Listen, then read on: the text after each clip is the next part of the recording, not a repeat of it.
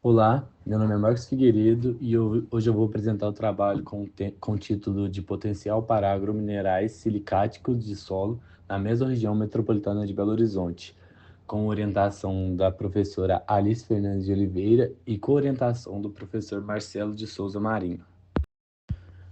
A aplicação do pó de rocha no solo altera os seus índices de fertilidade por meio de adição de macronutrientes e micronutrientes para as plantas e promove a melhoria de propriedades físico-químicas ou da atividade biológica do solo.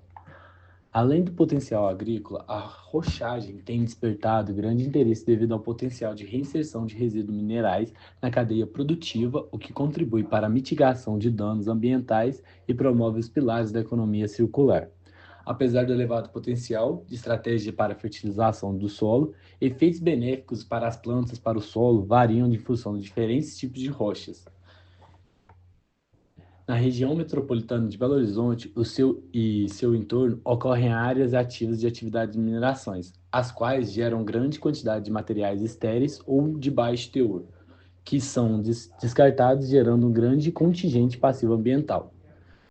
Como objetivo geral, a gente tem a caracterização das unidades de interesse agrogeológico da mesorregião metropolitana de Belo Horizonte e sua especialização em sistema de informação geográfica. Dentre esse objetivo, a gente tem como objetivos específicos a compilação de informações litogeoquímica, organização dos dados litogeoquímicos e sistema de informação geográfica, tecer considerações sobre a especialização da UIAS com as atividades da mineração na região e aprofundar os conhecimentos sobre a remineralizadores. Como justificativa, o Serviço Geológico do Brasil e a Universidade Federal de Ouro Preto têm como missão gerar e disseminar conhecimento geocientífico no território nacional. Os resultados obtidos nesse trabalho poderão expandir as alternativas de matérias-primas para a produção de insumos agrícolas, além de contribuir para uma destinação mais nobre dos passivos da mineração, agregando valor a esses materiais por meio de políticas de baixo carbono, alinhados com os Objetivos de Desenvolvimento Sustentável propostos pela Organização das Nações Unidas, destacando-se as ODS 1, 2 e 12. Como materiais e métodos, foi realizada uma revisão biográfica a respeito dos semineralizantes, além de aquisição de dados pré-existentes sobre litogeoquímica das amostras utilizadas nesse projeto. A compilação de dados foi realizada a partir de tabelas no Excel e gráficos no CGDKit. A padronização normativa dos dados litogeoquímicos foi realizada a partir das Instruções Normativas de número 5, de 10 de março de 2016, proposto pelo Ministério da Agricultura e Pecuária e de Abastecimento. A estruturação da base de dados em sistemas de integração geográfica foi realizada a partir de tabelas que foram compiladas no software QGIS, dispondo a localização e a litogeoquímica de cada amostra. A confecção da cartilha para agricultores e mineralizadores foi realizada a partir de levantamento bibliográfico e o seu layout foi confeccionado no Canva.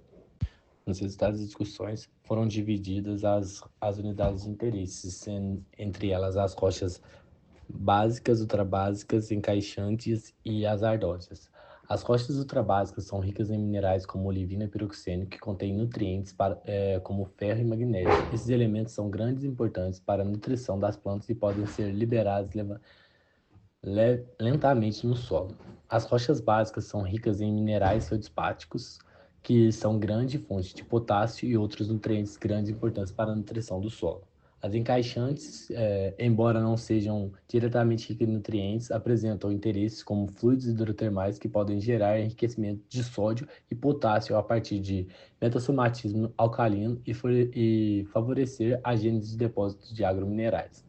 As ardósias, por sua vez, são ricas em minerais como sericita, clorito e quartzo, que podem conter traços de elementos benéficos para o solo. Essas rochas têm capacidade de aumentar a atividade biológica e reduzir a toxidez do solo e os níveis de H+, e alumínio, aumentando as bases de cálcio, magnésio e potássio e, por consequência, elevar a saturação de bases, levando à decomposição gradual dos nutrientes do solo. No mapa de posicionamento litológico dos potenciais mineralizadores, foi possível observar que na porção sudeste da área ocorre cerca de 60% das amostras, incluindo rochas ultrabásicas, básicas e encaixantes. Na região oeste, ocorre cerca de 37% das amostras, incluindo rochas de composição básicas e encaixantes. Já na região noroeste, estão dispostas as ardoses litotipos associados, que perfazem cerca de 3% das amostras. No mapa de concessão de lavras, foi possível observar que cerca de 25% das amostras estão em áreas passíveis de mineração. Na análise hidrogeoquímica para macronutrientes, foi possível observar que as rochas ultrabásicas têm uma grande afinidade ao óxido de magnésio, as rochas básicas têm uma alta afinidade com o cálcio e as rochas encaixantes e ardosianas têm uma alta afinidade com o potássio. Na análise de micronutrientes, é possível observar os teores que cada litotipo apresenta, assim, de acordo com a normativa, sendo possível definir quais podem ser dispostos no rótulo durante a comercialização. Em relação aos elementos potencialmente tóxicos, é possível observar que as rochas ultrabásicas e básicas apresentam um alto teor de arsênio e um alto teor de cromo, que apesar do cromo não estar disposto na normativa, o cromo 6 é um elemento altamente cancerígeno, então por isso que foi colocado na tabela. Em relação aos outros elementos, ou não foi possível concluir devido à falta de dados, ou estão dentro dos parâmetros, né? Por fim, as rochas ultrabásicas e básicas possuem um significativo potencial agronômico. Já as rochas encaixantes e as ardosas possuem um potencial para utilização como fonte de enriquecimento de potássio. Essas rochas estão dispostas no quadrilátero ferrífero nos complexos metamórficos e supergrupo Rio das Velhas, e as ardosas fazem parte do grupo Pambuí. E a partir da confecção do mapa, foi possível identificar as unidades de interesses agronômicos, além do correspondente às áreas de concessão de lavra. E por fim, para otimizar o aproveitamento de resíduos, recomendado a realização de novos estudos sobre a mistura com rochas, sobre o impacto de elementos tóxicos, aplicações nas diferenças relacionadas à alimentação humana ou animal, tais como produção de mudas e plantas ornamentais e reabilitação de áreas degradadas.